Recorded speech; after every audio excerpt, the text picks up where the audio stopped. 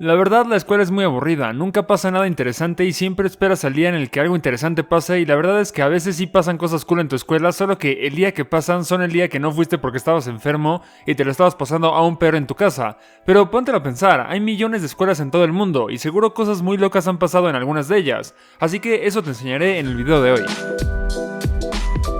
La primera que les quiero platicar y de las cosas más interesantes que hice cuando estaba investigando sobre este video es sobre algo que tiene mucho que ver con la dieta de los alumnos. Aunque no lo creas, hay algo que se llama Freshman 15, que en español significa suscríbete a UEFERE, y esto es algo bastante curioso, ya que muchísimas personas que entran a la universidad en su primer año ganan alrededor de 15 libras de peso. Esto equivale a casi 7 kilos, y así es prácticamente en todos los lados del mundo. Existe una teoría que da una explicación más o menos a por qué pasa este fenómeno tan raro o curioso, y es que el hecho de que muchas de las personas que tienen estos fenómenos son estudiantes nuevos de la universidad, obviamente, bueno, el mismo nombre lo dice, pero aún un poco más específico, los estudiantes que empiezan a vivir solos. Así que ahora imagínate entrar a la universidad y tener todo este estrés acumulado, además de tener que aprender a vivir solo por primera vez en tu vida. Entonces esto hace que todos estos estudiantes coman lo que es más fácil para ellos, que generalmente es comida chatarra, y pues esta es la teoría de por qué los estudiantes nuevos aumentan 7 kilos en su primer semestre de universidad. Y esto es bastante cierto. Yo, por ejemplo, conocía a muchísimas personas que los traían de otros estados cuando estaban en prepa, porque jugaba en un equipo de fútbol americano que a veces traía a jugadores de Baja California. Yo soy de Puebla, por cierto,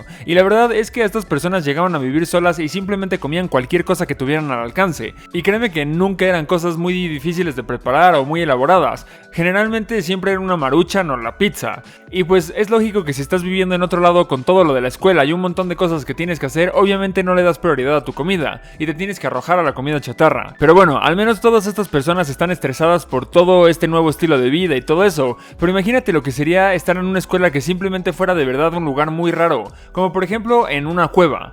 Resulta que en China existe una de las escuelas más raras de todo el mundo. Esta escuela está construida en una cueva. ¿Te imaginas haber tomado clases en una cueva como si fuera un cavernícola de hace 100.000 años o algo así? Pues está esta escuela cueva que se llama Dung Dung, y fue construida en el lado de una montaña, y aunque se vea muy raro estudiar ahí, era bastante cool y con suficiente espacio para poder realizar actividades deportivas. Y además de esto, esta cueva tiene un muy buen sistema de iluminación natural, que de hecho parece mentira, pero la cueva le daba suficiente eco para que los profesores pudieran dar sus clases perfectamente. O sea que parece que fue así diseñado a propósito, no es como que simplemente tenían tan poco dinero que fueron a una cueva a tomar clases, más bien decidieron construirla ahí por razones estratégicas. Pero volviendo a nuestro lado del mundo, ¿estás de acuerdo que una de las mejores cosas que te puede pasar es cuando te dan una excursión a otro lado fuera de la escuela? Bueno, generalmente estas excursiones son muy buenas porque las personas que te llevan son personas capacitadas que se encargan de mantenerte a salvo y que no te pase nada, pero resulta que un camión escolar en Alabama, en Estados Unidos, el conductor se había desmayado y ya no estaba consciente para poder seguir manejando el camión, que tenía a más de 38 estudiantes dentro de él. Pero afortunadamente uno de estos estudiantes tenía los huevos de un manatí australiano, porque Jesse Frank se dio cuenta de lo que estaba pasando al conductor y decidió ir directamente al asiento del conductor, tomar el volante y presionar el freno lo más rápido que pudo. Todo esto pasó mientras los demás niños se la pasaban gritando y llorando de que iban a morir, pero gracias a este estudiante pudieron detener el camión a tiempo antes de que pasara un accidente, y obviamente Jesse es recordado como el héroe de estos 38 estudiantes que de hecho no tenían una edad tan grande. O sea, obviamente si hubiera sido una excursión de gente más grande no hubiera sido la gran cosa,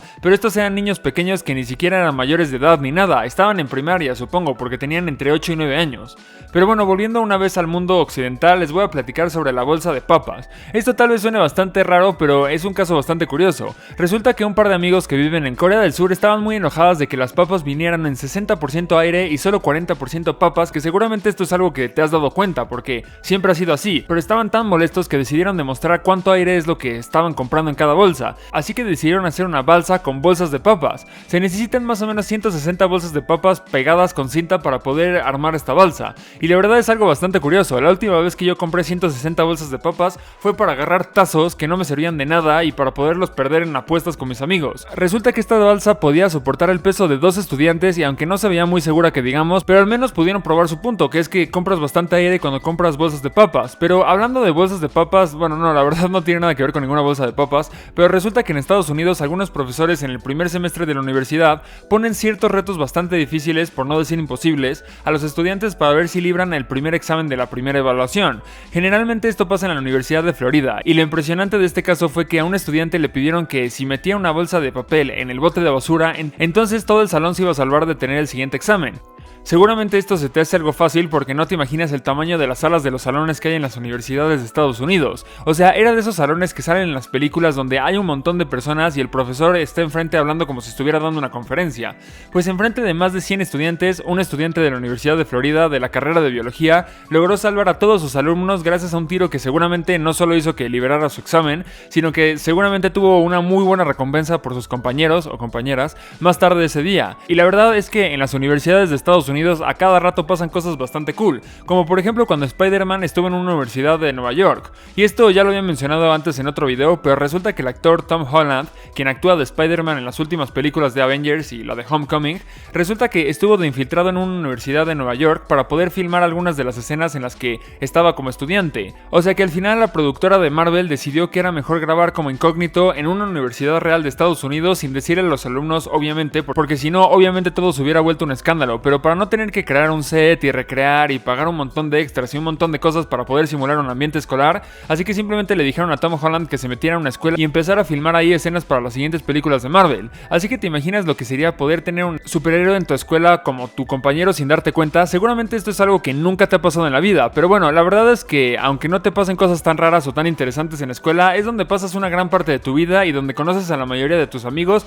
o hasta la persona con la que vas a pasar el resto de tu vida, y donde te aburres y te cuestionas si quieres seguir viviendo el resto de tu vida, la verdad. Pero bueno, dime qué es lo más cool que te haya pasado en la escuela en tu vida, y mientras seguimos con las preguntas de Instagram del día de hoy. La primera pregunta de hoy la hace AntonVigo12 y dice: Wefere, ¿es posible viajar en el tiempo? Bueno, esto ya lo había mencionado en un video. La verdad es que saber si es posible viajar en el tiempo o no es medio, imposible de saberlo, pero lo que sí es muy poco probable es que se pueda viajar al pasado, porque resulta que cuando viajas al pasado, cualquier cosa que modifiques, cualquier cosa que hagas, puede hacer que evite que tú nazcas en el futuro, y eso hace que no puedas haber ido al pasado. Por ejemplo, un ejemplo rápido que puse en ese video es que imagínate que tú viajas al pasado y matas a Hitler, ¿no? Bueno, al matar a Hitler haces que no pase toda la Segunda Guerra Mundial, lo que hace que todos los cambios que hubieron en el mundo en los últimos 50 años, bueno, 70 años, no sé exactamente cuántos, no hayan pasado, lo que hace que probablemente tus papás no se hayan conocido en exacto mismo momento, y eso hace que tú no hayas nacido. Entonces